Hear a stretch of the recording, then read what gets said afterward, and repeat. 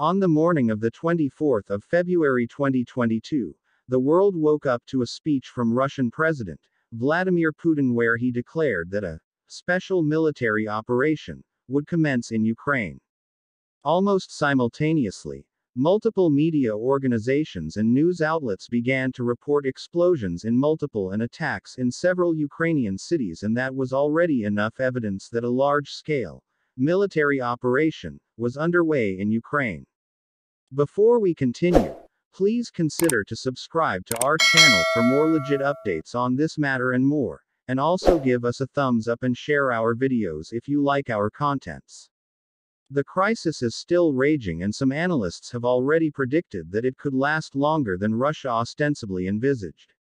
It would be interesting to have a good look at the origin of the crisis to have a deeper understanding. The truth remains that the conflict is about the future of Ukraine. Over the last few years, Ukraine has grown to become a stage for Russia to try to reassert her influence in Europe and the rest of the world, and not just that, she has also presented Putin with a platform to cement his legacy, whether good or bad.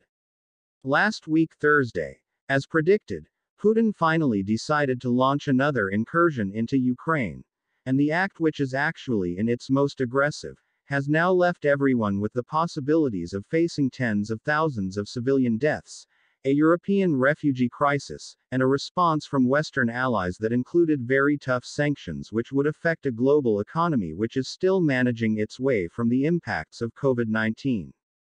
The US and Russia have over the last few years drawn firm red lines which could best explain what's at stake. Russia has remained very firm. Last year, she presented the United States with a list of her demands, some of which were non-starters for the United States and her allies in the North Atlantic Treaty Organization, NATO. Topmost amongst these demands was that Putin demanded that NATO must halt its eastward expansion and also deny membership to Ukraine, and that NATO also must roll back troop deployment in countries that had joined after 1997, which would turn back the clock decades on Europe's security and geopolitical alignment. As predicted by many analysts, the US and NATO have, time after time, rejected these demands. However, both the US and Russia know Ukraine is not going to become a NATO member anytime soon, and these are for a number of reasons which we will discuss later. The root of the current crisis traces its origin from the breakup of USSR. Before we continue, please consider to subscribe to our channel for more legit updates on this matter and more, and also give us a thumbs up and share our videos if you like our contents. When the Soviet Union broke up in the early 90s, Ukraine, a former Soviet republic, had the third largest atomic arsenal in the world. The United States and Russia worked with Ukraine to denuclearize the country, and in a series of diplomatic agreements, Kiev gave her hundreds of nuclear warheads back to Russia in exchange for security assurances that protected her from a potential Russian attack. Those assurances were put to the test in 2014, when Russia invaded Ukraine. Russia annexed the Crimean Peninsula and backed a rebellion led by pro-Russia separatists in the eastern Donbass region.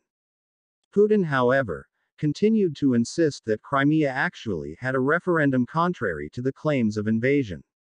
Russia's assault grew out of mass protests in Ukraine that toppled the country's pro-Russian president Viktor Yanukovych, partially over his abandonment of a trade agreement with the European Union. U.S. diplomats visited the demonstrations, in symbolic gestures that further agitated Putin. President Barack Obama, hesitant to escalate tensions with Russia any further, was slow to mobilize a diplomatic response in Europe and did not immediately provide Ukrainians with offensive weapons. But the very premise of a post-Soviet Europe is also helping to fuel today's conflict. Putin has been fixated on reclaiming some semblance of empire, lost with the fall of the Soviet Union. Ukraine is central to this vision. Putin has said Ukrainians and Russians were one people, a single whole, or at least would be if not for the meddling from outside forces, as in the West, that has created a wall between the two.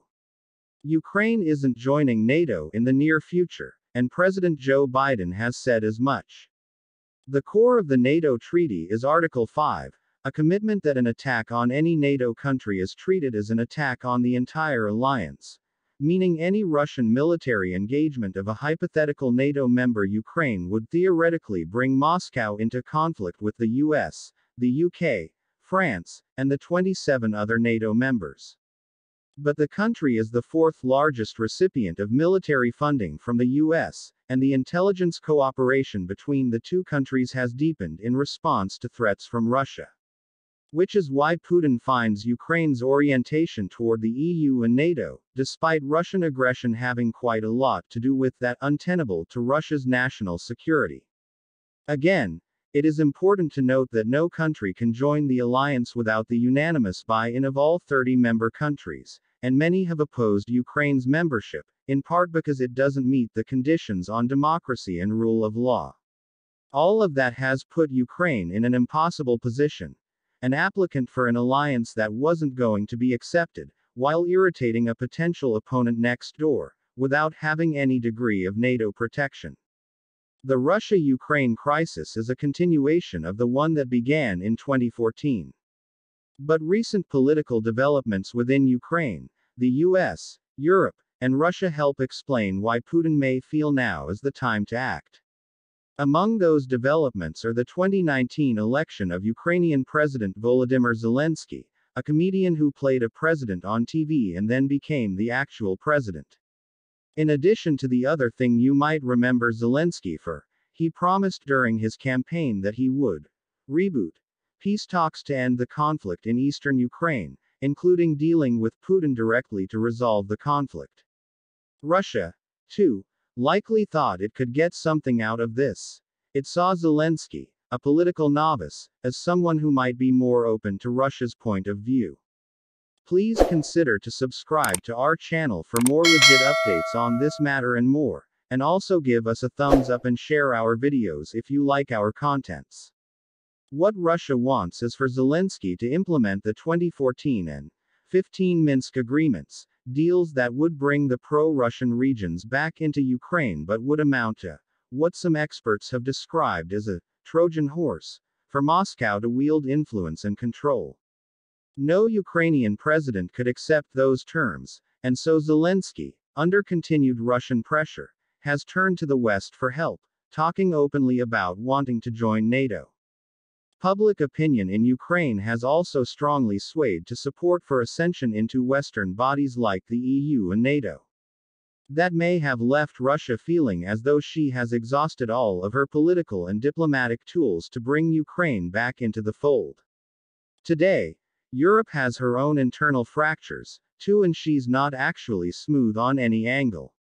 The EU and the UK are still dealing with the fallout from Brexit.